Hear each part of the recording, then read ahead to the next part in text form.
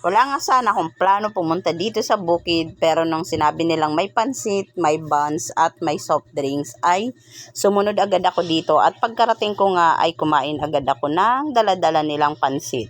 At habang kumakain ako, ito yung paligid, napakainit pero mayroon namang hangin na umiihip. Maya-maya nga lang ay may dumalaw sa amin na kapitbahay lang din namin dito na nagtatanim lang din. So, siya pala si Nanay Jelly, at maya-maya nga lang ay biniro namin na pwede ba kami pumunta sa kanila at mangunguha kami ng bayabas. At pagkarating nga namin dito ay agad kaming nanungkit at nanguha. Ang ganda mo dito na. Diba? Kaya nga pagtanim ako. Sa'yo yan, May. Ayun, galing.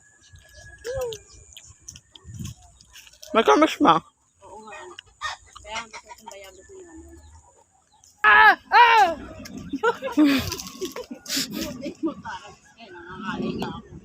Ako din na idea. Ayusin mo naman. Mayroon pa o, dalawa. Halikod ng Pagkatapos nga namin sa 2 puno ay lumipat agad kami dito naman sa pangatlong puno dahil meron pa dito iilang perasong mga hinog. So yun lang naman, sinamahan kami ni Nanay Jelly dahil nga marami siyang alagang aso, baka daw kami kagatin. So sinasamahan niya kami habang nanunungkit. So ito yung kanyang paligid, napakalinis at napakaganda. Maya-maya nga lang ay iniwanan na namin si Nanay dahil pupunta na kami sa aming kubo. At ito nga lahat yung bayabas na nakuha namin, bukod pa dyan yung aming mga kinain.